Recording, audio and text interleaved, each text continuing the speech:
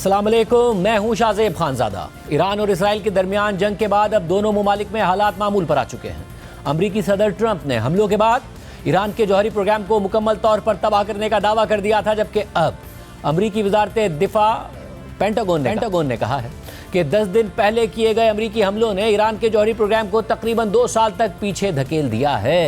इस सारी सूरत हाल में अब इसराइल और ईरान दोनों अपने मुल्क के अंदर मुबैना गैर मुल्की जासूसों के खिलाफ सख्त कार्रवाइयाँ कर रहे हैं। इसराइल के साथ जंग के बाद से ईरान ने मुबैना जासूसी के इल्ज़ाम में 700 से ज़ायद अफराद को गिरफ्तार कर लिया है, जबकि ये कार्रवाइयाँ अब भी जारी हैं। इसी तरह इसराइल ने भी ईरान के लिए जासूसी के इल्ज़ाम पर मुतअद्दिद गिरफ्तारियाँ की हैं। इसके अलावा इसराइल के साथ जंगबंदी के बाद ईरान ने अफगान मुहाजिरीन के खिलाफ क्रैकडाउन भी मज़ीद सख्त कर दिया है और वो हज़ारों अफगान मुहाजिरीन को कौमी सलामती के खदशात के तहत मुल्क बदर कर रहा है, जिस पर इंसानी हुकूक शदीद तहफ़्फ़ुज़ात का इजहार कर रहे हैं। और ईरानी मीडिया के मुताबिक ईरान और अफगानिस्तान से ताल्लुक़ रखने वाले 1300 से ज़ायद सोशल एक्टिविस्ट, आर्टिस्ट और सहाफ़ियों ने ईरानी हुकूमत के नाम एक खुला ख़त जारी किया है, जिसमें उन्होंने अफगान मुहाजिरीन की बड़े पैमाने पर मुल्क बदरी को फौरी तौर पर रोकने का मुतालबा कर दिया है।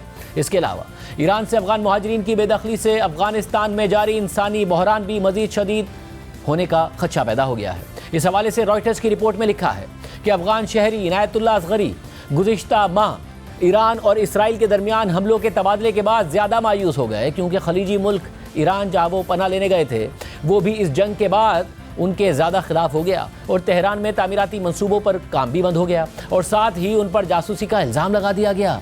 35 साला इनायतुल्लाह उन हज़ारों अफगान शहरियों में शामिल हैं जिन्हें ईरान ने हाल ही हफ्तों में वापस अफगानिस्तान डिपोर्ट किया है। अक़वाम मुत्तहिदा के मुताबिक ये तनाज़ा अफगानिस्तान को मज़ीद गैर मुस्तहकम करने की वजह बन सकता है, जो पहले ही इंसानी बहरान का शिकार है। इनायतुल्लाह ने ईरान से मगरबी अफगानिस्तान वापसी के तवील सफ़र के अख्तिताम पर कहा कि यहाँ किराए पर कोई जगह मिलना भी बहुत मुश्किल है और अगर जगह मिल जाए तो कीमत बहुत ज़्यादा होती है और काम तो यहाँ बिल्कुल भी नहीं है। उन्होंने बताया कि उन्हें अपने वतन में अब क्या करना है इसका उन्हें कोई अंदाज़ा नहीं है, क्योंकि 2021 में तालिबान के इक़्तिदार में आने के बाद से अफगानिस्तान बैनुल-अक़वामी सतह पर तन्हाई का शिकार है। अक़वाम मुत्तहिदा के इदारा बराए मुहाजिरीन United Nations High Commissioner for Refugees के एक अंदाजे के मुताबिक ईरान ने इसराइल के साथ जंग के दौरान रोज़ाना औसतन 30,000 से ज़ायद अफगान शहरियों को मुल्क बदर किया, जो कि जंग से पहले 2,000 के करीब होते थे। रिपोर्ट के मुताबिक ईरान की हुकूमत की तर्जुमान फातिमा महाजरानी ने मंगल को कहा कि हम हमेशा अच्छा मेज़बान बनने की कोशिश करते रहे हैं, लेकिन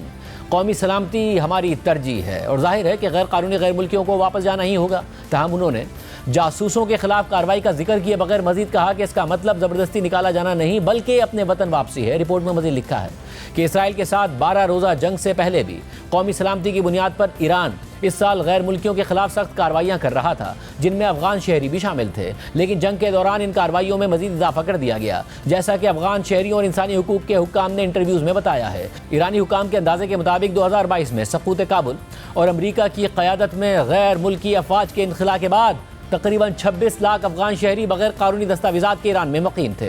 ईरान से बेदखल होने वाले इनायतुल्लाह असगरी ने मजीद बताया कि वो हमें मुश्तबा जासूस समझते थे और हिकारत से पेश आते थे। आम लोगों से लेकर पुलिस और हुकूमत तक सब यही कहते थे कि तुम अफगान हमारे दुश्मन हो, तुमने हमें अंदर से तबाह कर दिया है। एक इंटरव्यू में UNHCR के अफगानिस्तान के लिए नुमाइंदा अरफात जमाल ने कहा था कि वो इस पुशबैक के बारे में फ़िक्रमंद हैं, क्योंकि इसराइली हमलों का गुस्सा ईरान में अफगान शहरियों पर निकाला जा रहा है। उन्होंने काबुल में रॉयटर्स से बात करते हुए कहा कि हम समझते हैं कि ईरानी एक निहायत खौफनाक जंग से गुजरे हैं, लेकिन हमें यह भी महसूस होता है कि शायद अफगान शहरियों को कुर्बानी का बकरा बनाया जा रहा है और जंग का कुछ गुस्सा उन पर निकाला जा रहा है। उन्होंने खबरदार किया कि अफगानिस्तान के लिए हालात एक मुकम्मल तूफ़ान की सूरत इख्तियार कर रहे हैं, क्योंकि हमसाया मुल्क पाकिस्तान भी 2023 में शुरू की गई एक बड़ी मुहिम के तहत अफगान पनाह गुज़ीनों को वापस भेज रहा है। अरफात जमाल ने मजीद कहा कि अफगानिस्तान की मुश्किलात में इजाफा हो रहा है, क्योंकि तालिबान के इक़्तिदार में आने के बाद बैंकिंग के शोबे पर पाबंदियों के बायस मुल्क की मईशत मफलूज हो चुकी है और अब मगरबी ममालिक भी इमदाद में बड़ी कटौतियाँ कर रहे हैं। उन्होंने कहा कि ये हालात यकीनन खित्ते में शदीद अदम इस्तेहकाम की वजह बन सकते हैं। रिपोर्ट में मजीद लिखा है कि UNHCR को इस साल अफगानिस्तान में अपनी सरगर्मियों के लिए दरकार फंड्स का 1/4 से भी कम हिस्सा मौसूल हुआ है। अफगानिस्तान के लिए इमदादी प्रोग्राम 3 साल पहले के $3.2 अरब से कम होकर अब सिर्फ $538 मिलियन ही रह गया है।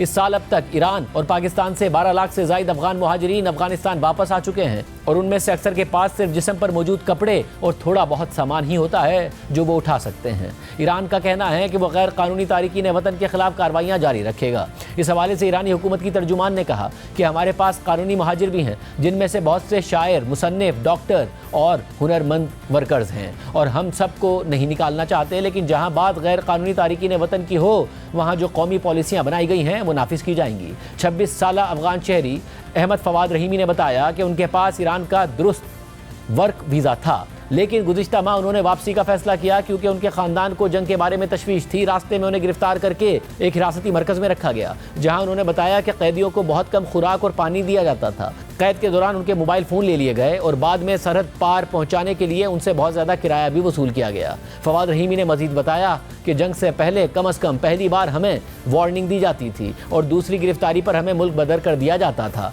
लेकिन अब हम सबको जासूस समझा जाता है। वो कहते हैं कि अफगान शहरियों ने उनके दुश्मनों का साथ दिया है, इसलिए उन्हें वापस जाना होगा। यानी अफगान शहरियों की मुश्किलात में मज़ीद इजाफा हो गया है, जो सालों साल से जंग के नताइज भुगत रहे हैं। ये सारी सूरत हाल में अब इसराइल और ईरान के दरमियान जंगबंदी तो हो गई है, मगर तनाव अभी भी बरकरार है। इसराइल और अमेरिका अभी भी ये वाजे कर रहे हैं कि अगर ईरान ने दोबारा जौहरी प्रोग्राम को आगे बढ़ाया तो वो ईरान पर दोबारा हमला कर सकते हैं, जबकि ईरान इन धमकियों के बावजूद अपने जौहरी प्रोग्राम को जारी रखने का ऐलान कर रहा है। वाज़ेह रहे कि इसराइल गुज़िश्ता कई दहाइयों से ईरान और उसके न्यूक्लियर प्रोग्राम पर हमले की मनसूबाबंदी कर रहा था और अमेरिका भी ऐसी तैयारियां करता रहा है। हालांकि इसराइल ने ईरान के अहम जौहरी साइंसदानों की टारगेट किलिंग तो की है, मगर उसने ईरान पर बराह रास्त हमले की सिर्फ धमकियाँ ही दी और अमली तौर पर इन धमकियों पर कभी माजी में अमल नहीं किया। इसकी एक वजह खित्ते में ईरान की प्रॉक्सीज के मजबूत इत्तेहाद को समझा जाता था, क्योंकि इसराइली हमले के बाद खित्ते में मौजूद ईरानी प्रॉक्सीज की जानिब से इसराइल के खिलाफ जवाबी कार्रवाइयों का खदशा था। मगर 7 अक्टूबर 2023 को इसराइल पर हमास के हमले के बाद ये मंजरनामा अब मुकम्मल तौर पर तब्दील होकर रह गया है और इस नए मंजरनामे में ईरान जो कुछ अरसा पहले तक खित्ते में एक इंतहाई मजबूत पोजीशन रखता था, उसकी प्रॉक्सीज अब कमज़ोर हो चुकी हैं। वाज़ेह रहे कि ईरान खित्ते में एक्सिस ऑफ रेजिस्टेंस के नाम से कुछ तंजीमों की हिमायत करता है, जो खित्ते में ईरानी मफादात को कायम रखने के साथ साथ इसराइल को निशाना बनाती रही हैं। इन तंजीमों में इसराइल के जनूब में हमास, शुमाल में हिजबुल्लाह, जबकि शुमाल मशरिक में शामी हुकूमत यानी बशारुल असद रजीम खित्ते में ईरान के सबसे बड़े इत्तेहादी थे। इसी तरह यमन में हौसी बागी और इराक में मुतअद्दिद शिया मिलिशियाज ईरान के अहम इत्तेहादी हैं। मगर 7 अक्टूबर 2023 के बाद इसराइल ने गजा में शदीद कार्रवाइयाँ करते हुए हमास के बुनियादी ढांचे को तबाह करके रख दिया। इस्माइल हनिया और याया सुनवार समेत उसकी आला क़यादत को शहीद कर दिया। इसी तरह लबनान में मौजूद शिया मिलिशिया हिजबुल्लाह खित्ते में ईरान की अहम तरीन और मजबूत तरीन प्रॉक्सीज में से एक है और 7 अक्टूबर 2023 को इसराइल पर हमास के हमलों के बाद हिजबुल्लाह इसराइल पर मुसलसल मिसाइल्स भी दागती रही, मगर इसराइल ने लबनान में मौजूद हिजबुल्लाह के सरबराह हसन नसरुल्लाह समेत ग्रुप की तमाम अहम क़यादत को ख़त्म कर दिया और फिर लबनान में शदीद फ़िज़ाई और ज़मीनी कार्रवाइयाँ करते हुए इस तंजीम के बुनियादी ढांचे को भी तबाह कर दिया। इसके अलावा शाम के साबिक सदर बशारुल असद खित्ते में ईरान के एक और अहम तरीन इत्तेहादी थे, जो दहाइयों तक खित्ते में ईरानी मफादात के लिए काम करते रहे हैं। मगर गुज़िश्ता साल दिसंबर में अबू मोहम्मद अल जुलानी, जो अब अपने असली नाम अहमद अश-शरा के नाम से जाने जाते हैं, उन्होंने एक गैर मामूली बागी तहरीक की क़यादत करते हुए शाम में असद ख़ानदान के 5 दहाइयों पर मुश्तमिल इक़्तिदार का खात्मा कर दिया और फिर वो शाम के सदर बन गए और शाम में इक़्तिदार की तब्दीली का फ़ायदा उठाते हुए इसराइल ने न सिर्फ शाम की सारी दिफाई तंसीबात को तबाह कर दिया, बल्कि उसने शाम के कुछ हिस्से पर कब्ज़ा भी कर लिया और वहाँ अपनी फ़ौज तैनात कर दी। और अब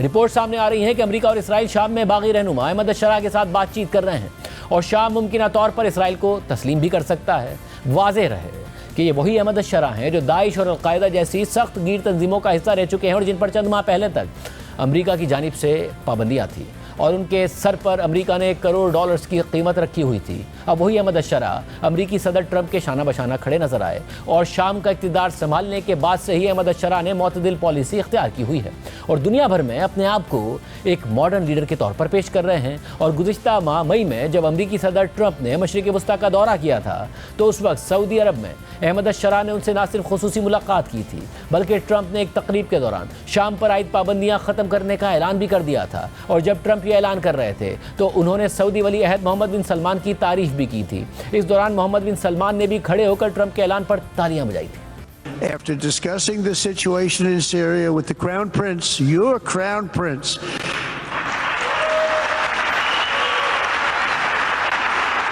मैंने शाम की सूरत हाल पर आपके वली अहद और तुर्की के सदर एर्दोआन से बात की, जिन्होंने चंद रोज़ पहले मुझे फ़ोन किया और उसी तरह की एक दरख्वास्त की जैसा कि मेरे दीगर मशरिक़ वस्ता के दोस्तों ने की थी, जिनका मैं बहुत एहतराम करता हूँ। इन मशवरों के बाद मैं शाम पर आयद पाबंदियाँ ख़त्म करने का हुक्म दूंगा ताकि उन्हें दोबारा बहाली का एक सुनहरी मौका दिया जा सके।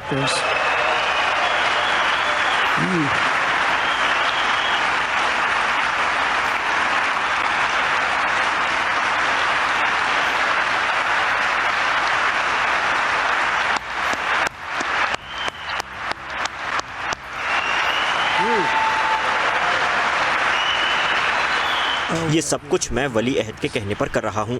जगह पीर यानी 30 जून को ट्रंप ने एक एग्जीक्यूटिव ऑर्डर पर दस्तखत करके शाम पर से पाबंदी हटाने का बाज़ाब्ता हुक्म भी दे दिया, जबकि मई में ट्रंप की अहमद अश-शरा से सऊदी अरब में होने वाली इस अहम मुलाकात में सऊदी वली अहद मोहम्मद बिन सलमान भी शरीक हुए थे, जबकि तुर्क सदर तैयब एर्दोआन ने भी इस मुलाकात में बजरिया फ़ोन शिरकत की थी। सारी सूरत हाल में अब ये रिपोर्ट्स भी सामने आ रही हैं कि अहमद अश-शरा अमरीका और इसराइल के साथ बातचीत करें। इस हवाले से अल जज़ीरा की रिपोर्ट के मुताबिक तकरीबन 14 साल की जंग के बाद शाम की नई हुकूमत अपने इर्द गिर्द के मुमालिक से ताल्लुकात बेहतर बनाने की कोशिश कर रही है और सबसे ज़्यादा तवज्जो इस बात पर है कि इसराइल के साथ ताल्लुकात का क्या होगा। मीडिया रिपोर्ट्स के मुताबिक शाम और इसराइल के दरमियान बातचीत हो रही है और कुछ खबरें ऐसी भी हैं जिनमें दोनों मुमालिक के दरमियान ताल्लुकात मामूल पर लाने के लिए मुमकिना वक्त का जिक्र किया जा रहा है। वाज़ेह रहे कि शाम और इसराइल 1948 की अरब इसराइल जंग के बाद से अब तक तकनीकी तौर पर जंग की हालत में है। इसराइली मीडिया के मुताबिक शाम और इसराइल के दरमियान बराह रास्त बातचीत भी हुई है, जिसका मकसद बाहिमी ताल्लुकात को नॉर्मल करना है। ये भी बताया जा रहा है कि दोनों ममालिक के दरमियान ये राब्ता मुत्तहदा अरब अमारात के जरिए हुआ है, जिसने दोनों के दरमियान खुफिया बातचीत का जरिया फराहम किया। अगर कोई मुआहदा होता है तो गालिबन वो अब्राहम अकॉर्ड्स का ही तसलसल होगा, जो कि अमरीका ने इसराइल और कुछ अरब ममालिक के दरमियान करवाया था। अब्राहम अकॉर्ड्स एक टॉप डाउन अप्रोच थी जो अमरीकी सदर ट्रंप ने अपने पहले दौरे सदारत के दौरान शुरू की थी, ताकि अरब ममालिक इसराइल के साथ अपने ताल्लुकात को रस्मी शक्ल दे दें। ये मुआहदे अगस्त और सितंबर 2020 में मुत्तहदा अरब अमारात और बहरीन ने इसराइल के साथ किए और फिर जल्द ही सूडान और मराकश ने भी उनकी पैरवी की। इसके बाद ट्रंप ने इन मुआहदों को मजीद बढ़ाने की कोशिश की और खित्ते के दूसरे ममालिक को भी इसराइल के साथ मुआहदे करने पर आमादा करने की कोशिश करते रहे। मई में ट्रंप ने मशरिक़ वस्ता के 3 ममालिक का दौरा किया और सऊदी अरब में क़याम के दौरान उन्होंने शाम के नए सदर अहमद अश-शरा से भी मुलाकात की और बताया जाता है कि ट्रंप ने शाम के सदर को भी इसराइल के साथ ताल्लुकात नॉर्मल करने की तरगीब दी थी। मगर क्या शाम और इसराइल के ताल्लुकात नॉर्मल हो सकते हैं? इस हवाले से अल जज़ीरा ने लिखा है कि तज्ज़ियाकारों के मुताबिक मुस्तकबिल में शायद ऐसा मुमकिन हो, मगर शामी अदीब और राइटर रॉबिन यासीन क़साब के मुताबिक इस वक्त शाम और इसराइल के दरमियान ताल्लुकात नॉर्मल होना तकरीबन नामुमकिन है। शाम और इसराइल के दरमियान शदीद दुश्मनी पाई जाती है, जो 1967 की अरब इसराइल जंग और इसराइल की जानिब से शामी इलाके गोलान की पहाड़ियों पर कब्जे के बाद और भी बढ़ गई। उस वक्त इसराइल के वज़ीर दिफा ने कहा था कि अगर शाम के साथ कोई मुआहदा होता भी है तो इसराइल गोलान की पहाड़ियों पर अपने कब्जे को बरकरार रखने पर इसरार करेगा। इसराइली फ़ौज ने गोलान के इलाके में अपनी मौजूदगी मजीद बढ़ा दी है, घरों पर कब्जा कर लिया है और मकामी लोगों को वहाँ से निकाल दिया है। तज्ज़ियाकारों के मुताबिक बहुत से शामी शहरी गोलान की पहाड़ियों को इसराइल के हवाले करने की सख्त मुखालफत करेंगे, लेकिन कुछ लोग माकूल और फ़ायदेमंद मुज़ाकरात का खैर मकदम भी कर सकते हैं। रॉबिन यासीन के मुताबिक शामी अवाम तकसीम का शिकार है। एक तरफ लोग थक चुके हैं, सब जानते हैं कि शाम ना अपनी हिफाजत कर सकता है और ना ही इसराइल से लड़ सकता है, इसलिए अहमद अश-शरा की जानिब से मुज़ाकरात करना एक अच्छी बात है। उन्होंने मजीद कहा कि 1974 के जंग बंदी मुआहदे जैसे किसी मुआहदे की तरफ वापस जाना ही सबसे हकीकत पसंदाना रास्ता है। दिसंबर 2024 में उस वक्त के सदर बशार अल असद के शाम से फरार के तकरीबन एक हफ्ते बाद इसराइली पार्लियामेंट ने शाम में इसराइली सेटलमेंट्स को मजीद वुसअत देने के मंसूबे पर वोटिंग की थी। ये सेटलमेंट्स बैनुल अक़वामी कानून के तहत गैर कानूनी समझी जाती हैं। फिलहाल गोलान की पहाड़ियों पर 31,000 से ज़ायद इसराइली सेटलर्स मौजूद हैं। शामी सदर अहमद अश-शरा की क़यादत में शाम ने कहा है कि वो इसराइल के साथ अमन के लिए तैयार है और वो 1974 के जंगबंदी मुआहदे की पासदारी करेगा। लेकिन इसराइली वज़ीर आज़म नेतन्याहू ने 8 दिसंबर 2024 को, यानी जिस दिन बशार अल असद मॉस्को फरार हुए थे, ऐलान किया था कि वो इस जंगबंदी मुआहदे को अब कलअदम समझते हैं। रिपोर्ट में मज़ीद लिखा है कि बागियों की हुकूमत आने के बाद से इसराइल ने शाम पर बार बार हमले किए हैं, जिनके नतीजे में शाम का बड़ा फौजी ढांचा तबाह हो गया और इसराइल ने शाम की सरहद के करीब गोलान की पहाड़ियों से मुल्हका कुछ शामी इलाकों पर कब्जा भी कर लिया। इम्कान है कि अगर कोई नया अदम जारियत यानी नॉन अग्रेशन का मुआहदा तय पाता है तो शाम इसराइल से इन नए कब्जा शुदा इलाकों से वापसी का मुतालबा करेगा। ताहम रिपोर्ट्स के मुताबिक अब तक गोलान की पहाड़ियों के बारे में कोई बातचीत नहीं हुई। अल जजीरा की रिपोर्ट के मुताबिक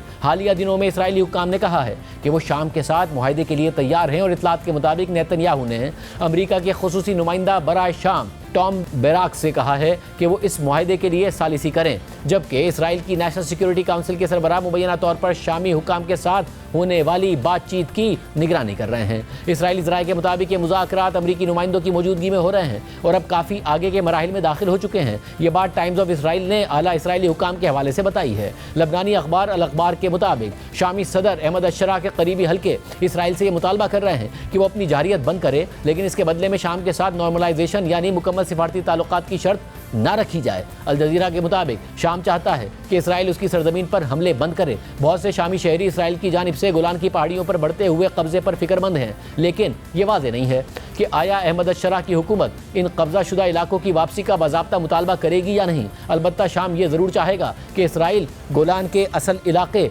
और उन हिस्सों से पीछे हटे जिन पर उसने गुज़िश्ता साल के दौरान कब्जा किया है। इसराइल ने नई शामी हुकूमत को धमकी भी दी है कि वो दमिश्क के जनूब में यानी इसराइली सरहद के करीब फ़ौज तैनात ना करे। इसराइल ने इस इलाके में फ़िरक़ावारियत को हवा देने की भी कोशिश की है और फ़िरक़ावाराना कशीदगी के दौरान शामी दुरूस कम्यूनिटी की हिफाजत के नाम पर मुदाखलत की धमकी भी दी है। ये कशीदगी नई शामी हुकूमत से वाबस्ता गिरोहों और दुरूस कम्यूनिटी के दरमियान हुई थी। रिपोर्ट के मुताबिक अगरचे दुरूस बरादरी के बहुत से अफराद शाम की नई हुकूमत पर एतमाद नहीं करते, लेकिन बहुत से लोगों ने इसराइल की जानिब से मुदाखलत की धमकी को एक चाल करार दिया है जिसका मकसद शामी अवाम के दरमियान मज़ीद इख्तलाफात पैदा करना है। इस सारी सूरत हाल में इसराइल क्या चाहता है, इस हवाले से रिपोर्ट में लिखा है कि इतलात के मुताबिक इसराइली वज़ीर आज़म नेतन्याहू शाम के साथ एक नया सिक्योरिटी मुआहदा चाहते हैं जो 1974 के जंगबंदी मुआहदे की एक ताज़ा शक्ल हो। नेतन्याहू इस मुआहदे के तहत एक मुकम्मल अमन मंसूबे की तरफ बढ़ने का फ्रेमवर्क तैयार करना चाहते हैं। अमरीकी न्यूज़ वेबसाइट एक्सियोस के मुताबिक अमरीका के खुसूसी नुमाइंदा बराए शाम टॉम बेराक का कहना है कि शाम और इसराइल के दरमियान मसला काबिल हल है और उन्होंने तजवीज़ दी है कि बातचीत का आगाज़ अदम जारियत के एक मुआहदे से किया जाए, लेकिन अगर इसराइल गोलान की पहाड़ियों पर अपना कब्जा बरकरार रखता है तो ये बहुत से शामी शहरियों को नाराज़ कर सकता है। रॉबिन यासीन के मुताबिक अहमद अशरा के लिए यह सियासी तौर पर बहुत मुश्किल होगा, चाहे अमरीका का दबाव हो या इसराइल की मुसलसल जारियत की धमकी। रिपोर्ट्स के मुताबिक इसराइल ने मज़ीद शराइत भी रखी हैं। एक शर्त यह है कि शाम में तुर्क फौजी अड्डे ना हों, इसी तरह ईरान या ईरान से वाबस्ता गिरोह जैसे कि हिजबुल्लाह की कोई मौजूदगी ना हो और जनूबी शाम को गैर फौजी इलाका यानी डीमिलिटराइज्ड जोन करार दिया जाए। एक तरफ ये सूरत हाल नजर आ रही है, दूसरी तरफ अमरीकी सदर ट्रंप की जानिब से गजा में जंगबंदी के इशारों के बाद हमास का भी कहना है कि उन्हें जंगबंदी की नई तजवीज़ मिल गई है और इसका जायजा ले रहे हैं, लेकिन ताहाल जंगबंदी से मुताल्लिक कोई हतमी पेशरफ सामने नहीं आई है। इस हवाले से इसराइली मीडिया का दावा है कि इसराइल पर इस जंगबंदी मुआहदे को हतमी शक्ल देने के लिए अमरीका की जानिब से शदीद दबाव है, जबकि इसराइली वज़ीर आज़म नेतन्याहू आइंदा हफ्ते अमरीका का दौरा कर रहे हैं, लेकिन अमरीकी सदर ट्रंप की जानिब से जंगबंदी के इशारों के बावजूद इसराइल की गजा में जारियत मज़ीद शिद्दत के साथ जारी है। अल जजीरा के मुताबिक गुज़िश्ता 24 घंटों में इसराइली बमबारी के नतीजे में कम अज़ कम 118 फ़लस्तीनी शहीद और 581 ज़ख्मी हो गए हैं और मरने वाले फ़लस्तीनियों में 12 ऐसे अफराद भी शामिल हैं जो इमदाद के हुसूल के लिए कतार में खड़े थे। इमदाद के हुसूल के लिए खड़े अफराद पर हमलों के अलावा इसराइली फ़ौज मुसलसल गजा में आम आबादियों को निशाना बना रही है और आज भी इसराइली फ़ौज ने गजा शहर के मगरिब में वाक़े एक स्कूल पर बमबारी की है जहां बेघर अफराद ने पनाह ले रखी थी। इस हमले में 11 फ़लस्तीनी शहीद हो गए हैं। इसी तरह पीर को इसराइली फ़ौज ने गजा के साहिल समंदर पर वाक़े कैफ़े पर हमला कर दिया था जिसमें बच्चों समेत कम अज़ कम 36 अफराद शहीद हो गए थे। ये कैफ़े गजा पर इसराइली जारियत के दौरान काम जारी रखने वाली चंद जगहों में से एक था जहां सहाफ़ियों और एक्टिविस्ट समेत गजा के शहरी इंटरनेट तक रसाई हासिल करने और फ़ोन चार्ज करने के लिए इकट्ठे होते थे, जबकि इसराइली फ़ौज ने इस कैफ़े 500 पाउंड वजनी अमरीकी साख्ता बॉम्ब का इस्तेमाल किया था। इस हवाले से बरतानवी अखबार दी गार्डियन ने लिखा है कि उन्हें मिलने वाले शवाहिद से इसकी तस्दीक होती है कि पीर को इसराइली फ़ौज ने गजा के एक पुरहुजूम साहिली कैफ़े पर हमले के दौरान अमरीकी साख्ता 500 पाउंड वजनी बॉम्ब इस्तेमाल किया था, जो एक ताकतवर और इंडिस्क्रिमिनेट हथियार है। इसके गिरने से एक ज़ोरदार झटका पैदा होता है और वसी इलाके में उसके श्रेपनल फैल जाते हैं। बैनुल अक़वामी कानून के माहिरीन का कहना है कि जब मालूम था कि इस कैफ़े में बहुत से आम शहरी मौजूद हैं जिनमें बच्चे, ख़वातीन और बुज़ुर्ग भी शामिल हैं, तो ऐसी जगह पर इस भारी बॉम्ब का इस्तेमाल यकीनी तौर पर गैर कानूनी है और ये एक जंगी जुर्म के ज़मरे में आता है। दी गार्डियन के फोटोग्राफर की जानिब से अल बका कैफ़े के मलबे से ली गई तस्वीर में बॉम्ब के जो टुकड़े देखे गए हैं उनकी शनाख्त असलाहजात के माहिरीन ने MK-82 बॉम्ब के तौर पर की है, जो कि अमेरिका में तैयार किया गया एक बॉम्ब है और गुज़िश्ता कई दहाइयों के दौरान मुख्तलिफ बमबारी कैंपेन्स में इस्तेमाल होता रहा है। असलहे के दो माहिरीन के मुताबिक धमाके से बनने वाला बड़ा गढ़ा इस बात का मजीद सबूत है कि हमले में MK-82 जैसे बड़े और ताकतवर बॉम्ब का इस्तेमाल किया गया। इसराइली फौज के तर्जुमान का दावा है कि कैफे पर हमले की तहकीकात जारी हैं और हमले से पहले फिजाई निगरानी के जरिए शहरियों को नुकसानात से बचाने के इकदाम किए गए थे। तिब्बी और दीगर हुक्काम के मुताबिक इस हमले में 24 से 36 फलस्तीनी शहीद हो गए, जबकि दर्जनों जख्मी हुए। मरने वालों में एक मारूफ फिल्मसाज और एक फनकार, 35 साल घरेलू खातून और एक 4 साल बच्चा भी शामिल थे। जख्मियों में 14 साल लड़का और 12 साल लड़की भी शामिल हैं। बैनुल-अक़वामी कानून खासतौर पर जेनेवा कन्वेंशन के तहत किसी भी फौज को ऐसे हमले करने की इजाज़त नहीं जिसमें शहरी जानों का नुकसान फौजी फ़ायदे के मुकाबले में हद से ज़्यादा और गैर मुतनासिब हो। ह्यूमन राइट्स वॉच से वाबस्ता जेरी सिम्पसन के मुताबिक इसराइली फ़ौज ने यह वाज़ेह नहीं किया कि उसका असल हदफ कौन था, लेकिन उसने कहा कि सिविलियन अमवात को कम करने के लिए फ़िज़ाई निगरानी इस्तेमाल की गई, जिसका मतलब है कि इसराइली फ़ौज को मालूम था कि कैफ़े में इस वक्त कस्टमर्स की भीड़ थी।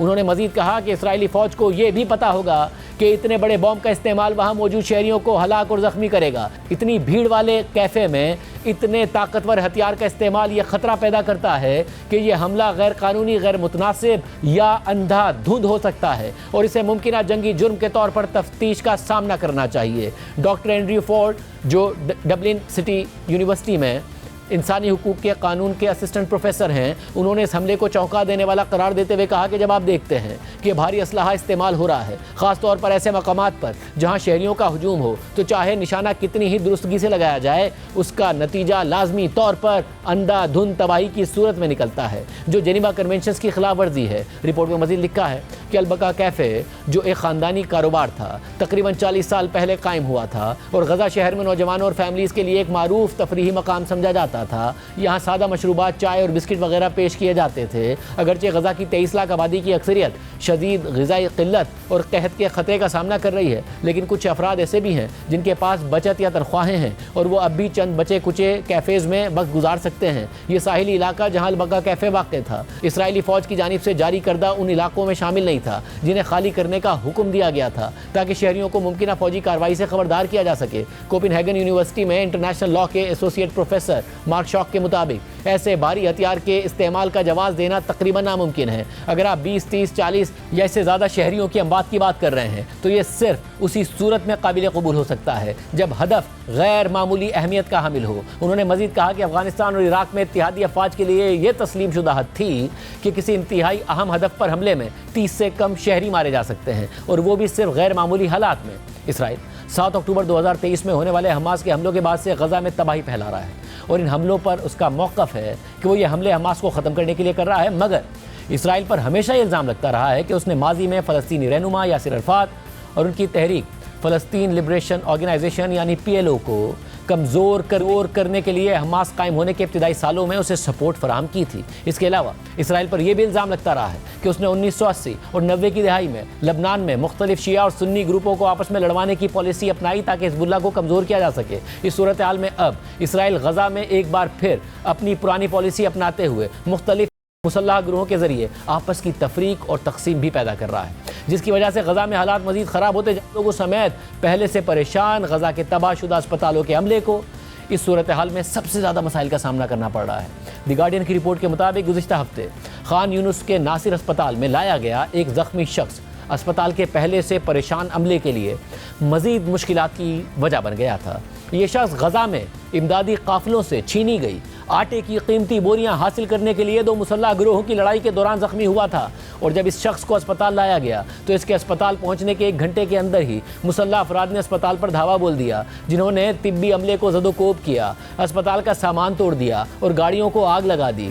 इसके कुछ देर बाद मजीद मुसल्लह अफराद भी पहुंच गए और ऑटोमेटिक हथियारों से फायरिंग शुरू हो गई, जो अस्पताल के आसपास के इलाके में गूंजती रही। यह अस्पताल पहले ही इसराइली फिजाई हमलों की जद में आ चुका था, लेकिन हालात मजीद खराब हो गए क्योंकि कुछ ही देर में तवील अरसे तक हमास के जेर असर रहने वाली गजा की वजारत दाखिला की तरफ से भी एक मुसल्लह फोर्स अमन कायम करने के लिए अस्पताल पहुंच गई। इसके बाद फायरिंग का एक और सिलसिला शुरू हो गया, जो उस वक्त ख़त्म हुआ जब दोनों मुखालिफ गिरोहों के मुसल्लह अफराद भाग गए। इस पूरी लड़ाई के दौरान इसराइली ड्रोन अस्पताल के ऊपर मंडलाते रहे। तिब्बी अमले और मकामी रिहायशियों की जानिब से इस वाक़े को गजा में तकरीबन 21 माह की जंग के बाद पैदा होने वाले नए तशद्दुद और बदनज़मी की एक झलक या अलामत करार दिया जा रहा है। एक ह्यूमैनिटेरियन वर्कर के मुताबिक एक तरफ ये मुसल्लह गिरोह आपस में लड़ रहे हैं, दूसरी तरफ इसराइली फ़ौज लोगों पर गोलियां चला रही है और हमास भी अब तक मौजूद है, जबकि मीलों मील तबाहशुदा इलाकों में बेयारो मददगार लोग आग जलाकर खाना पका रहे हैं, खैमों में रह रहे हैं और इंतहाई भूखे हैं। इस शख्स ने मजीद कहा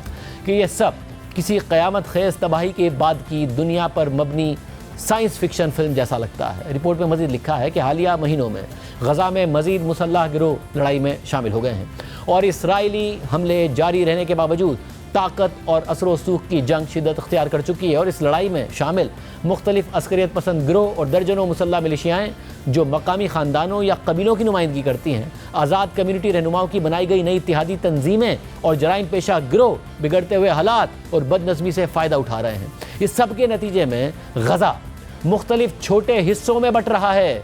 इसराइली फ़ौज इस वक्त इलाके के बड़े हिस्से पर काबिज़ है, जिसमें एक वसी बफर जोन शामिल है जो सरहद के साथ वाक़ है, जहां इमारतें मुकम्मल तौर पर गिरा दी गई हैं। इसी तरह जनूबी गजा में मिस्र की सरहद के साथ एक लंबी पट्टी भी इसराइल के कंट्रोल में है, जहां वो एक नई मलेशिया पॉपुलर फोर्सेस के साथ काम कर रहा है। ये मलेशिया एक साबिक कैदी और स्मगलर यासिर अबू शबाब की क़यादत में चलती है। खबर के मुताबिक इसराइली वज़ीर आज़म नेतन्याहू तस्दीक कर चुके हैं कि इसराइल इन कबायली गिरोहों को असलहा फराहम करता है जो हमास के मुखालिफ हैं। अबू शबाब का कहना है कि उसे ना तो इसराइल से कोई मदद मिली है और ना ही उसके इसराइली फ़ौज से कोई राब्ते हैं। अबू शबाब का गिरोह गजा के मशरिकी सरहदी इलाके, जो कि इसराइल के दाखिले का अहम रास्ता भी है, उस पर भी काबिज़ है। ताहम इस इलाके में उसकी ताकत को कई मकामी मुसल्लह ख़ानदान चैलेंज कर रहे हैं। बदनज़मी के इस माहौल में गजा के जनूब और वस्ती इलाकों में रिवायती तौर पर बाअसर समझे जाने वाले ख़ानदानों और कबीलों ने भी अपनी ताकत का मुजाहरा करते हुए कई इलाकों पर कंट्रोल हासिल कर लिया है। शुमाली गजा ख़ास तौर पर गजा सिटी और तबाहाल इलाकों जैसे जबालिया और शुजाइया में हमास अब भी एक ताकत के तौर पर मौजूद है, अगरचे उसकी जंगी सलाहियत अब बहुत कम हो चुकी है और उसके ज़्यादातर पुराने लीडर इसराइल के हमलों में मारे जा चुके हैं, मगर कई सिविल अफसर अब भी अहम वजारतों में अपने काम पर मौजूद हैं और कुछ दूसरे अहलकार खुफिया तौर पर मुख्तलिफ इलाकों की इंतजामिया चला रहे हैं। दी गार्डियन के मुताबिक गजा सिटी के एक 57 साला तामीराती मजदूर ने बताया कि वो लोग यानी हमास के अहलकार छुपे हुए हैं, क्योंकि वो जैसे ही नजर आते हैं इसराइली तैयारी उन पर हमला कर देते हैं, लेकिन वो कभी कभार दिखाई देते हैं, जैसे कि बेकरियों के बाहर कतारें मुनज़्ज़म करते हुए, इमदादी ट्रकों की हिफाजत करते हुए या जराइम पेशा अफराद को सज़ा देते हुए। वो जंग से पहले जैसे नहीं रहे, लेकिन अब भी मौजूद हैं। हमास और उसकी नीम फौजी पुलिस फोर्स का टकराव मुजरिम गिरोहों से भी हुआ है, जैसे कि नासिर अस्पताल के वाक़े में देखा गया। अस्पताल के एक सीनियर तिब्बी अफसर ने बताया कि खान यूनुस के तमाम लोग इन लड़ने वालों को अस्पताल की बर्बादी का जिम्मेदार ठहरा रहे हैं और उनसे माफ़ी मांगने का मुतालबा कर रहे हैं। रिपोर्ट में मज़ीद लिखा है कि इसराइली फ़ौज ने गजा की पुलिस को भी बार बार निशाना बनाया है। गुज़िश्ता हफ्ते एक इसराइली फ़िज़ाई हमले में सहम फोर्स के कई अरकान मारे गए। ये फोर्स हमास ने लूट मार, ज़ख़ीरा अंदोज़ी और चोरी रोकने के लिए बनाई थी। इसराइली हमला वस्ती गजा के शहर दीरुल बला में हुआ, जिसमें तकरीबन 1 दर्जन आम शहरी भी शहीद हो गए। चशमदीद गवाहों के मुताबिक पुलिस एहलकार उस वक्त जब्त शुदा इमदाद तकसीम कर रहे थे, मगर इसराइली फ़ौज ने इस बात की तरदीद की कि हमले के वक्त ऐसा कुछ हो रहा था। रवां साल के आगाज़ में 2 माह की जंगबंदी के दौरान जो इमदाद जमा हुई थी वो सिर्फ 11 हफ्तों में ख़त्म हो गई, क्योंकि इसराइल ने इस दौरान गजा में कुछ भी दाखिल होने की इजाज़त नहीं दी। एक इमदादी एहलकार ने बताया कि इसका मतलब यह है कि अब इमदाद ही सबसे कीमती चीज़ बन गई है। तो अगर आपके पास असलहा है और आप इमदाद हासिल कर सकते हैं तो आप उसे पैसा और ताकत हासिल करने के लिए इस्तेमाल कर सकते हैं। यही चीज़ ज़्यादातर तशद्दुद की वजह बन रही है। उस शख्स ने यह भी बताया कि 25 किलोग्राम आटे की एक बोरी की कीमत $500 तक हो सकती है। गजा में मकामी बरादरी के रहनुमा और बाअसर ख़ानदानों के सरबराहान कहते हैं कि उनका मकसद सिर्फ आवाम की खिदमत करना है। एक कम्यूनिटी लीडर अबू सलमान अल मुग़नी ने अपने एक बयान में कहा कि कबीले इसलिए इकट्ठे हुए ताकि इन हमलावरों और चोरों को रोका जा सके जो हमारे लोगों का खाना चुराना चाहते हैं। ये बयान उस वक्त दिया गया जब गुज़िश्ता हफ्ते सुप्रीम ट्राइबल कमेटी के मुसल्लह अफराद ने एक इमदादी काफ़िले की हिफाजत की थी। गुज़िश्ता हफ्तों में अक़वाम मुत्तहिदा और दीगर इदारों को रोज़ाना तकरीबन 70 ट्रक गजा में लाने की इजाज़त दी गई। उनमें ज़्यादातर पर आटा लदा होता है जो गज़ा की कम्युनिटी किचन्स के लिए होता है, मगर ये ट्रक अक्सर कंक्रीट के ब्लॉक से बनी रुकावटों पर रोक दिए जाते हैं और उनका सामान लूट लिया जाता है, बाज़ औक़ात मुसल्लह गिरोहों की तरफ से, लेकिन ज़्यादातर भूखे और मायूस शहरियों के हाथों जो बड़ी तादाद में काफ़िले के रास्ते में जमा होते हैं। इस हवाले से एक इमदादी एहलकार ने बताया कि यह मंजर दिल दहला देने वाला होता है। 50 ट्रक 2 किलोमीटर तक फैले हुए होते हैं और सड़क पर 50,000 लोग होते हैं जो आटा हासिल करना चाहते हैं। गुज़िश्ता माह गज़ा ह्यूमैनिटेरियन फाउंडेशन नामी तंजीम की तरफ से खोले गए खुराक की तकसीम के मराकज़ पर भी बहुत से शहरी मारे जा चुके हैं। ये तंजीम एक निजी इदारा है जिसे अमरीका और इसराइल की खुफिया हिमायत हासिल है। रेड क्रॉस की बैनुल-अक़वामी कमेटी के अदाद-ओ-शुमार के मुताबिक गज़ा की वज़ारत सेहत की ये बात दुरुस्त है कि गुज़िश्ता हफ्तों में इसराइली फ़ौज की जानिब से इमदाद के उसूल के लिए जमा होने वाले लोगों पर बराह रास्त फायरिंग के नतीजे में 500 से ज़ायद अफराद मारे जा चुके हैं। कुछ हमवात लूट मार करने वालों के आपसी झगड़ों में भी हुई, लेकिन उनकी तादाद बहुत कम है। हम आगे बढ़ते हैं। गुज़िश्ता दिनों एक अफसोसनाक वाक़या लाहौर के एक स्कूल में पेश आया जब एक टीचर ट्रेनिंग सेशन के दौरान लेक्चर देते हुए हार्ट अटैक का शिकार हो गए और इंतकाल कर गए। मीडिया रिपोर्ट्स के मुताबिक 36 साला नियाज अहमद को अस्पताल मुंतकिल किया गया, जहाँ डॉक्टर्स ने हार्ट अटैक की वजह से उनके इंतकाल की तस्दीक कर दी। इसके अलावा भारतीय पंजाब में भी चंद दिन पहले एक अफसोसनाक वाक़या पेश आया जिसकी वीडियो सोशल मीडिया पर गर्दिश कर रही है।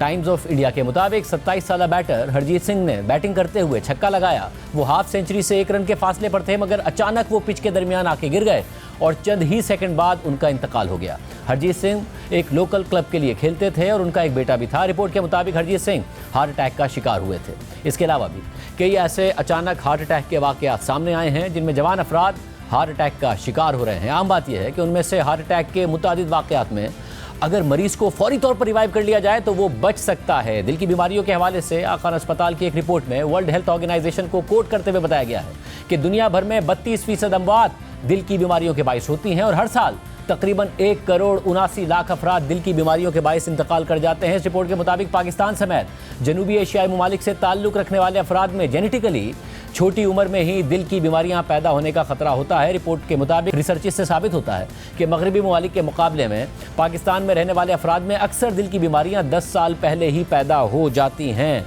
इस तमाम सूरत हाल में तशवीशनाक बात यह है कि नौजवान भी अब दिल के अमराज का ज़्यादा शिकार होने लगे हैं या ज़्यादा रिपोर्टिंग सामने आ रही है। उस हवाले से नेशनल ज्योग्राफिक की एक ताज़ा रिपोर्ट के मुताबिक दुनिया भर में जहां बड़े उम्र के अफराद में दिल की बीमारियों में कमी आ रही है, तो वहीं दूसरी तरफ दिल की बीमारियों की शरह नौजवानों में बढ़ने की रिपोर्ट्स आ रही हैं। रिपोर्ट के मुताबिक गुज़िश्ता दहाइयों के मुकाबले में जवान अफराद हर तरह की दिल की बीमारियों का शिकार हो रहे हैं। नेशनल ज्योग्राफिक की रिपोर्ट में सीनियर प्रिवेंटिव कार्डियोलॉजिस्ट और हार्वर्ड मेडिकल स्कूल बॉस्टन के प्रोफेसर रॉन ब्लैंकस्टाइन का कहना था कि नौजवानों ने हार्ट अटैक से बचने के लिए एहतियाती तदाबीर इख्तियार नहीं की होती, क्योंकि उनमें से अक्सर का ख्याल होता है कि ये बीमारी सिर्फ बूढ़े लोगों को होती है। इस रिपोर्ट के मुताबिक अमेरिका के national centre for health statistics के मुताबिक 2019 में अमेरिका में 18 से 44 साल के अफराद में हार्ट अटैक की शरह 0.3% थी, जो 2023 में बढ़कर 0.5% हो चुकी है, जो 4 सालों के दौरान 66% इजाफा है। इस रिपोर्ट में मजीद कहा गया है कि ये मसला सिर्फ अमेरिका तक महदूद नहीं है, बल्कि पाकिस्तान और भारत में भी नौजवानों में हार्ट अटैक की शरह बढ़ रही है।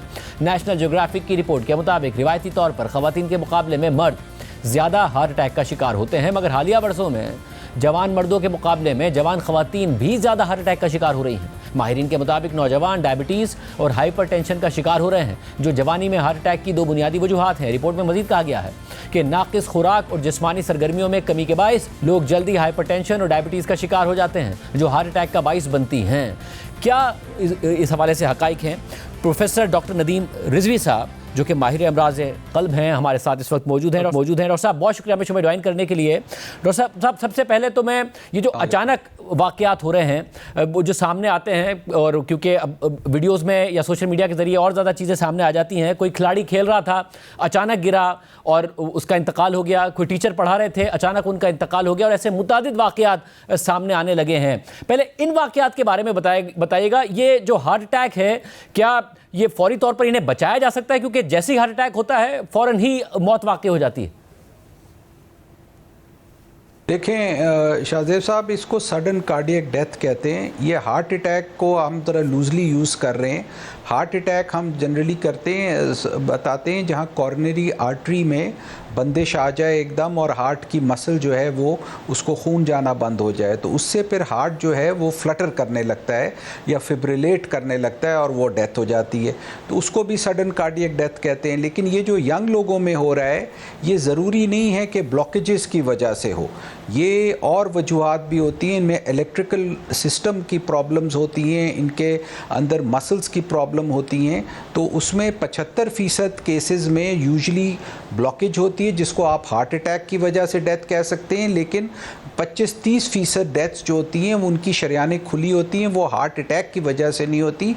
उनकी आर्टरीज़ की जो जिस तरह की रूट है जहाँ से वो खून पहुँच रहा है वो गलत होता है, या मसल में प्रॉब्लम होती है, या इलेक्ट्रिकल सिस्टम में प्रॉब्लम होती है, चैनलोपैथीज़ कहते हैं। ये ज़रा कॉम्प्लिकेटेड मैटर है। हर चीज़ को हम हार्ट अटैक ना कहें, हम कहें सडन कार्डियक डेथ। उसमें 75% हार्ट अटैक की वजह से होती हैं, 25% और मारूसी वजूहात से होती हैं।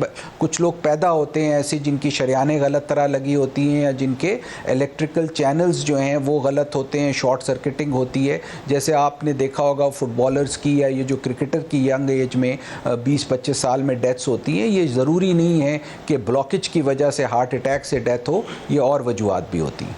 और साहब, तो और जब क्या फौरी तौर पर मुतादिद केसेस में इंसान को बचाया भी जा सकता है? कुछ ऐसे इक़दामात किए जा सकते हैं? बिल्कुल, ये बहुत इंपॉर्टेंट क्वेश्चन है। और इसके लिए सबसे एक सिंपल सा तरीका है, दो तरीके हैं। एक के हम लोग by standard out of hospital, अगर आपकी कार्डियक अरेस्ट होता है, चाहे वो हार्ट अटैक से हो किसी से, तो सिर्फ 7% लोग बचते हैं दुनिया भर में। अगर आप उनको CPR सिखा दें कोई बाय स्टैंडर्ड को और वो CPR करे, तो ये 9% लोग तकरीबन बच सकते हैं। लेकिन अगर उनको शॉक कर दें, जैसे हर जगह बाहर दुनिया रेस्टोरेंट्स में और होटल्स में और सड़कों पे हर जगह AEDs लगे होते हैं, जिसको कहते हैं ऑटोमेटेड एक्सटर्नल डिफिब्रिलेटर्स। तो अगर कोई उस पर ट्रेंड हो और फ़ौरन उस आदमी को, जैसे ये टीचर गिरे थे या वहाँ, और उसमें विदिन 3 to 5 मिनट्स आप उनको शॉक दे दें, तो वो क्या होता है कि 50 से 70% लोग बच सकते हैं। तो कहाँ 7% लोग बचते हैं, लेकिन अगर शॉक दे दें तो वो विदिन 50 to 70% लोग सरवाइव कर जाते हैं, हार्ट वापस चलने लगता है। तो ये बहुत ही इम्पॉर्टेंट है और दुनिया भर में ये हर जगह आपने देखा होगा ये लोग रखते हैं। यहाँ पाकिस्तान में ये अवेलेबल नहीं है हर जगह। मतलब यानी आप कह रहे हैं कि जैसे मुख्तलिफ मार्केट्स होती हैं मुख्तलिफ जगहों पर, या यूनिवर्सिटीज़ में, दीगर जगहों पर जो पब्लिक प्लेसेस हैं, वहाँ पर हुकूमत ये इक़दामात कर सकती है कि ये चीज़ें हों, और फौरी तौर पर अगर किसी के साथ हो तो उसको रिवाइव किया जा सकता है, और दुनिया में होता है। बिल्कुल, ये तो इस्टेब्लिश्ड है दुनिया भर में, और इसमें ज़्यादा कॉस्ट भी नहीं आती। आपने देखा होगा AEDs, आप बाहर यूरोप गए हैं, अमेरिका गए, कहीं भी जाएं, वहाँ मॉल्स में, कहीं भी पब्लिक प्लेसेस में आपने देखोगे छोटे छोटे स्क्वायर तरह की वो रखे होते हैं। वो उसमें कुछ भी नहीं करना होता, खोल के सिर्फ 2 पैडल्स आपने लगाने होते हैं चेस्ट पे, वो खुद ब खुद रिदम हार्ट बीट का चेक करके और एक शॉक दे देता है। और सब, और इसके अंदर टाइमिंग की बहुत अहमियत है कि इससे पहले कि इंसान की मौत वाक़ई हो जाए, 5 से 7 मिनट में अगर उसको रिवाइव कर लिया जाए ब्रेन डेड होने से पहले तो वो बच सकता है। बिल्कुल 3 to 5 मिनट्स अगर दिल बंद रहे तो भी रिवाइव होके the person can walk out of the hospital in 5 out of 7 cases out of 10। तो 50 to 70% लोग जिनका 3 से 5 मिनट दिल रुका रहे, अगर उनको वापस दिल स्टार्ट कर दें तो वो वापस बिल्कुल नॉर्मल ज़िंदगी की तरफ जा सकते हैं। ये बड़ी अहम बात है, और हम उम्मीद करते हैं कि हुकूमतें भी ये बात सुन रही हैं। इसके अलावा जो प्राइवेट इदारे हैं वो भी ये बात सुन रहे हैं। और डॉक्टर साहब, दूसरा जो अहम सवाल है वो ये, क्योंकि आप ज़ाहिर है एक मारूफ सर्जन हैं, बहुत ज़्यादा आप पेशेंट्स देखते भी हैं, सर्जरीज भी करते हैं, क्या आपका अपना एक्सपीरियंस भी है कि जो जवान लोग हैं उनमें केसेस में ज़्यादा इजाफा हो गया, या फिर सोशल मीडिया की वजह से, मीडिया की वजह से खबरें ज़्यादा मिल रही हैं? नहीं, आई थिंक ये दोनों मिक्स ट्रेंड है। आपकी बात सही है, ये सोशल अब अवेयरनेस ज़्यादा होगी है। ओवरऑल ग्लोबल ट्रेंड जो है हार्ट डिजीज़ का बढ़ा है बिकॉज ऑफ एल्डरली पॉपुलेशन और फैसिलिटीज़, लेकिन कोई ऐसी एविडेंस नहीं है कि जवान लोगों में अब ज़्यादा हार्ट डिजीज़, वो डिटेक्शन ज़्यादा हो गई है। अदरवाइज़ ऐसा चाहिए मिक्स ट्रेंड्स हैं। पाकिस्तान में वैसे ही 10 से 12 साल पहले, 15 साल पहले लोगों को हार्ट अटैक्स और बाकी चीज़ें सामने आती थी। और याद रखें यहाँ एक और जवान में लोगों में डिजीज़ है जिसको वेल्वुलर हार्ट डिजीज़ कहते हैं, रोमैटिक फीवर, जो इन्फेक्शन के साथ इसका ताल्लुक है, और वो उसकी वजह से भी बहुत सी डेथ्स होती हैं। तो ये एक गरीब लोगों के मुल्कों के लिए प्रॉब्लम है जिसको रोमैटिक हार्ट डिजीज़ कहते हैं। तो पाकिस्तान एक अलग है, लेकिन जो हार्ट अटैक्स और ये चीज़ों का ट्रेंड है इसमें मिक्स रिजल्ट्स हैं। ऐसा नहीं है कि ये दुनिया भर में कुछ एरियाज़ में कम हो रहा है और कुछ एरियाज़ में बढ़ रहा है। ऐसी कोई एविडेंस नहीं है कि जवानों में ये ज़्यादा हो रहा है। और डॉक्टर साहब, आपके एक्सपीरियंस में सबसे बड़ी वजह जो हार्ट डिजीज़ है, दिल की बीमारी है, उसकी सबसे बड़ी वजह क्या होती है? क्योंकि ज़ाहिर है लोग बहुत ज़्यादा कहते हैं कि आप एक्सरसाइज करें, कोलेस्ट्रोल, ये दीगर चीज़ें, तंबाकू नोशी, क्या सबसे बड़ी वजह आपके सामने आती है?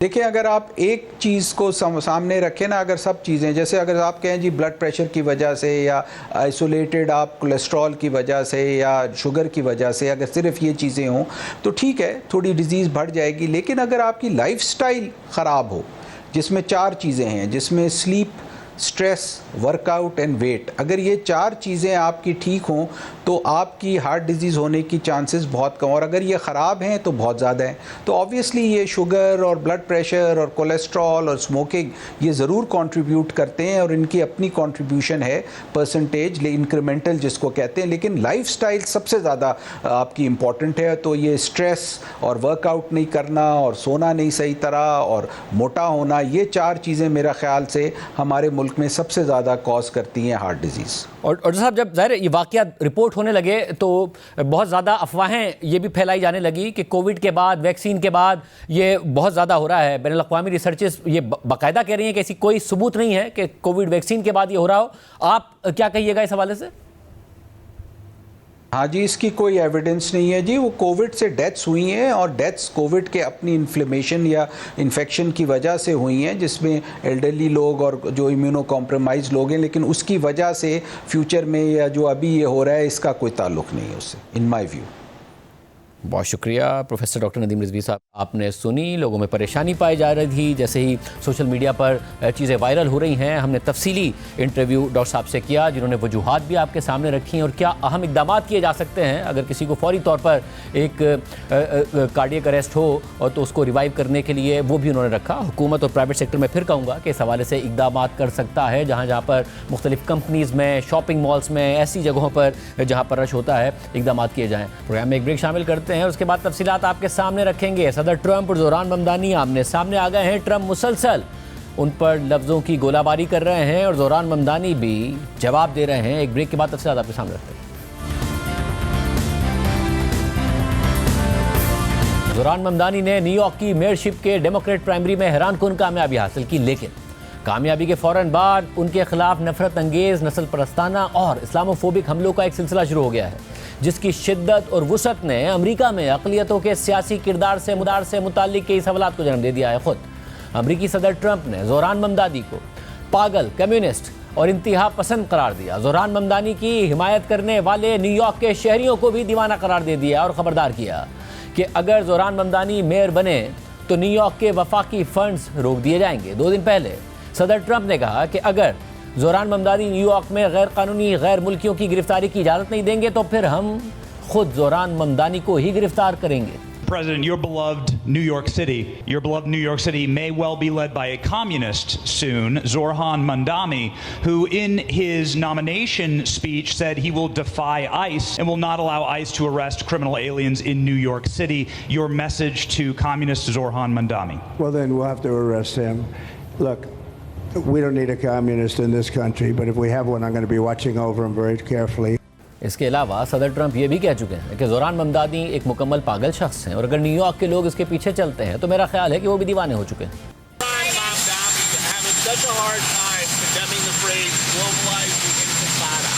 I think he's terrible. He's a communist. The last thing we need is a communist. I said there will never be socialism in the United States. Now we have a communist. So I think he's bad news. And I think I'm going to have a lot of fun with him, watching him, because he has to come right to this building to get his money. And don't worry, he's not going to run away with anything. I think he's, frankly, I've heard he's a total nut job. I think the people of New York are crazy. If they go this route, I think they're crazy. We will have a communist for the first time, really, a pure, true communist. He wants to operate the grocery stores, the department stores. What about the people that are there? I think it's crazy. इसके जवाब में Zoran Mamdani ने कहा है कि Donald Trump की मुखालफत मेरी नस्ल, ज़बान और शक्ल की वजह से है। वो उन नज़रियात से तवज्जो हटाना चाहते हैं जिनके लिए मैं खड़ा हूँ। Donald Trump said that I should be arrested. He said that I should be deported. He said that I should be denaturalized. And he said those things about me, someone who stands to be the first immigrant mayor of this city in generations, someone who would also be the first Muslim and the first South Asian mayor in this city's history. Less so because of who I am, because of where I come from, because of how I look or how I speak, and more so because he wants to distract from what I fight for. I fight for working people. I fight for the very people that have been priced out of this city. And I fight for the same people that he said he was fighting. This is the same president who ran on a campaign of cheaper groceries, who ran on a campaign about easing a suffocating cost of living crisis. And ultimately, it is easier for him to fan the flames of division than to acknowledge the ways in which he has betrayed those working class Americans, not just in this city, but across this country, and the ways in which he continues to betray them. Because we know that he would rather speak about me than speak about the legislation that he is shepherding through Washington, D.C. Legislation that will quite literally take health care away from Americans. Legislation that will steal food from the hungry. Legislation that looks to build upon one of the largest transfers of wealth we've seen in recent history in his first administration and do it once again for the very Americans who already have enough. We should be fighting for those that do not have what they need to live a dignified life. That is what I will do. Zoran Mamdani ने एक social media बयान में ये भी कहा कि अमरीकी सदर ने मुझे गिरफ्तार करने, शहरियत छीनने, हिरासती कैंप में डालने और मुल्क बदर करने की धमकी दी है। ये सब इसलिए नहीं कि मैंने कोई कानून तोड़ा है, बल्कि इसलिए कि मैं इमिग्रेशन एजेंसी को न्यूयॉर्क में दहशत फैलाने से रोकने के अज़म पर कायम हूँ। सदर के ये बयानात सिर्फ जमहूरियत पर हमला नहीं, बल्कि हर उस न्यूयॉर्कर को खामोश करने की कोशिश हैं जो खौफ के साए में जीने से इनकार करता है। पैगाम वाज़ेह है कि अगर आप आवाज़ बुलंद करेंगे तो वो आपके पीछे आएंगे। हम इस खौफ ज़दा करने की कोशिश को कबूल नहीं करेंगे। इससे पहले 26 जून को ट्रूथ सोशल पर सदर ट्रंप ने ज़ोरान ममदानी पर ज़ाती हमले करते हुए कहा कि आखिरकार वही हुआ जिसका डर था, डेमोक्रेट्स ने हद पार कर ली है। ज़ोरान ममदानी, जो मेरी नज़र में एक 100% कम्युनिस्ट दीवाना है, उसने डेमोक्रेट प्राइमरी जीत लिया है और अब वो न्यूयॉर्क का मेयर बनने की राह पर है। पहले भी कुछ इंतहा पसंद बाएं बाजू के लोग आगे आए थे, मगर ये तो हद से आगे निकल चुका है। इसकी शक्ल ठीक नहीं लगती, आवाज़ कानों को चुभती है, इसमें जहानत का भी फुकदान है, इसके साथ बेवकूफ़ लोग खड़े हैं। ये वाकई हमारी मुल्क की तारीख का एक अहम और ख़तरनाक लम्हा है। सदर ट्रंप ने एक टीवी इंटरव्यू में भी ज़ोरान ममदानी को कम्युनिस्ट और दीवाना करार देते हुए कहा कि अगर वो न्यूयॉर्क के मेयर मुंतखब हो गए तो न्यूयॉर्क को उनकी वफाकी हुकूमत से कोई माली मदद नहीं मिलेगी। What did you make of the New York Democrat primary? Mamdani. He's a communist. I think it's very bad for New York. I don't know that he's going to get in. It's inconceivable that but he's a communist and he's a pure communist. I think he admits it, but I can't imagine it. But let's say this: if he does get in, I'm going to be president, and he's going to have to do the right thing, or they're not getting any money. He's got to do the right thing. It's shocking that I would have assumed that I used to say we will never have a socialist in this country. No, but we'll have a communist. I mean, he's a communist and going to be mayor of New York. So I was very surprised when I said, I never heard of him. I don't know who he is. Well, he said he's going to fight ICE. He's not going to allow ICE to... He'll be very unsuccessful. And he said if Benjamin Netanyahu comes to New York, he's going to have him arrested. Oh, he's a radical left lunatic.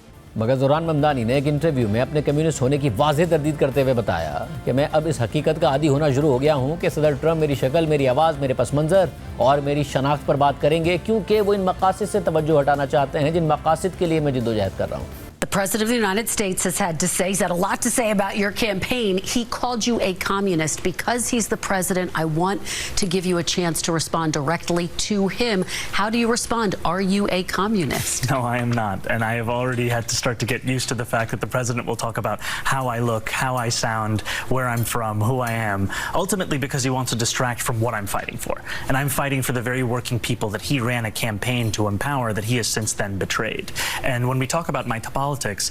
You know, I call myself a democratic socialist, in many ways inspired by the words of Dr. King from decades ago, who said, call it democracy or call it democratic socialism, there has to be a better distribution of wealth for all of God's children in this country. And as income inequality has declined nationwide, it has increased in New York City. And ultimately, what we need is a city where every single person can thrive. सदर Trump के बेटे Donald Trump junior की तरफ से ज़ोहरान ममदानी के बारे में तंज और सख्त तनकीद पर मबनी बयान दिया गया, जिसमें कहा गया कि न्यूयॉर्क शहर हाथों से निकल चुका है। रिपब्लिकन खातून रहनुमा मार्जरी टेलर ग्रीन ने भी ज़ोहरान ममदानी को हदफ बनाया और मुजस्मा आज़ादी को बुर्का पहनाए हुए एक तस्वीर शेयर की और लिखा कि दिस हिट्स हार्ड। रिपब्लिकन खातून रुकने कांग्रेस नैन्सी मेस ने भी ज़ोहरान ममदानी की शलवार कमीज़ पहने हुए तस्वीर को ट्विटर पर शेयर करते हुए लिखा कि 9/11 के बाद हमने कहा था कि हम कभी नहीं भूलेंगे, लेकिन अफसोस लगता है कि हम वाकई भूल चुके हैं। उन्होंने एक्स पर एक पोल चलाया जिसमें लोगों से राय ली कि क्या ज़ोहरान ममदानी को अमेरिका से बेदखल कर दिया जाए और उनकी शहरियत मनसूख कर दी जाए। कंजर्वेटिव सियासतदान चार्ली कर्क ने एक्स पर लिखा कि 24 साल पहले मुसलमानों के एक गिरोह ने 9/11 के वाक़े में 2753 अफराद को कत्ल कर दिया था और अब एक मुसलमान सोशलिस्ट न्यूयॉर्क सिटी पर हुकूमत के लिए तैयार है। रिपब्लिकन रुकने कांग्रेस एंडी ऑगलिस ने अमरीकी अटॉर्नी जनरल को लिखा गया अपना ख़त एक्स पर शेयर करते हुए लिखा कि ज़ोहरान ममदानी एक यहूद मुखालिफ सोशलिस्ट कम्युनिस्ट है जो न्यूयॉर्क जैसे अजीम शहर को तबाह कर देगा। इसे मुल्क बदर किया जाना चाहिए, इसीलिए मैं मुतालबा कर रहा हूँ कि इसके खिलाफ शहरियत मनसूखी की कार्रवाई शुरू की जाए। 17 जून को हमारे ही प्रोग्राम में खुद ज़ोहरान ममदानी ने बताया था कि किस तरह उन्हें मजहब और कौमियत की बुनियाद पर नफरत का निशाना बनाया जा रहा है। दुनिया भर में, खासतौर पर वेस्ट में, जो राइट विंग पॉलिटिक्स है it is on the rise और शायद लोगों के लिए इतना वेलकमिंग एटीट्यूड नहीं होगा, बट जब आप वोटर्स के पास गए हैं तो आपको क्या बड़ा वेलकमिंग एटीट्यूड मिला, बहुत एक वेलकमिंग रवैया मिला कि एक मुस्लिम इमिग्रेंट जो है वो मेयर बन सकता है न्यूयॉर्क का? जब भी आप न्यूयॉर्कर्स के साथ बात करो तो then it's a very different conversation. It's one that is about the issues in their lives. जब भी आप ये कॉर्पोरेट पैक्स और ये बिलियनियर्स के साथ बात करो, then what you will hear is their focus on trying to divide New Yorkers and they are using that money to design mailers that artificially lengthen my beard, that darken my beard, that ask New Yorkers to be afraid of me. And there are candidates that describe me as a monster. They describe me as being at the gates. This is the language of Islamophobia. You've had an elected official इसी शहर में calling for me to be American citizen and a leading candidate for mayor. फ़लस्तीन की हिमायत और इस्राएली वज़ीर आज़म Netanyahu के खिलाफ मौक़िफ़ रखने के हवाले से ज़ोहरान ममदानी ने कहा था कि न्यूयॉर्क में ऐसे यहूदी मौजूद हैं जो गज़ा में जो कुछ हो रहा है उसके हामी नहीं हैं और मुझसे इत्तफ़ाक़ करते हैं। आप वाहिद कैंडिडेट हैं जिन्होंने पैलेस्टाइन के हवाले से और जो गज़ा में हो रहा है उस पर जेनोसाइड का लफ्ज़ इस्तेमाल किया। और आपसे बार बार सवाल हो रहा था कि न्यूयॉर्क एक ऐसा शहर है जहां इसराइल के बाद सबसे ज़्यादा जूस रहते हैं, तो क्या आप अपने जो जूइश वोटर्स हैं उनको नाराज़ कर रहे हैं? क्या रिस्पॉन्स है वहाँ पर? There is often a conversation as if Jewish New Yorkers have only one opinion on the topic of Israel and Palestine. And what I've found, in fact, as a candidate in second place with Jewish New Yorkers is that there is a wide diversity of opinion on this topic. Our campaign's success is not despite Jewish voters. It is in fact because of Jewish voters that our campaign has built that support and brought Jewish New Yorkers and Muslim New Yorkers and New Yorkers from all backgrounds together.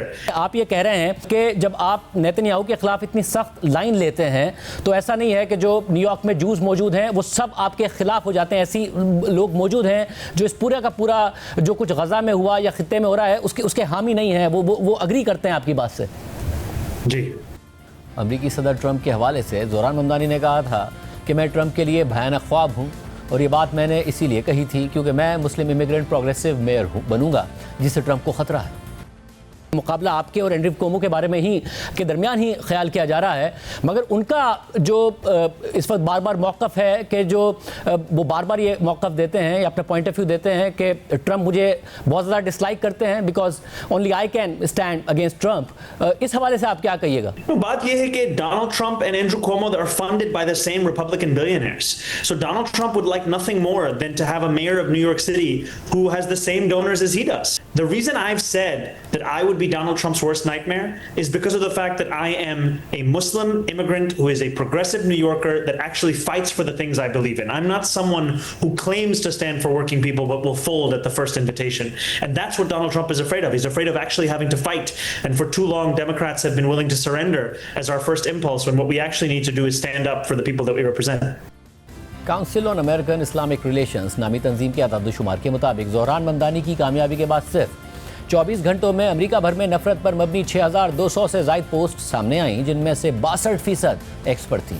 तंजीम का मजीद कहना है कि उन्हें महज एक दिन में 127 Islamophobic वाक़यात की शिकायत मौसूल हुई, जो मामूल के मुकाबले में 5 गुना ज़्यादा थीं। इन पोस्ट में ज़ोरान ममदानी को जिहादी, हमास का हिमायती और इस्लामी दहशतगर्द जैसे अलक़ाबात से नवाजा गया था, मगर ज़ोरान ममदानी ने इन तमाम हमलों के बावजूद न हिम्मत हारी और ना ही पीछे हटे हैं, बल्कि वो मुसलसल अपने इंटरव्यूज़ और बयानात में रवादारी, बर्दाश्त और अमन पसंदी की बात कर रहे हैं और सबको साथ लेकर चलने की बात कर रहे हैं। आज के प्रोग्राम में इतना ही। अल्लाह हाफ़िज़।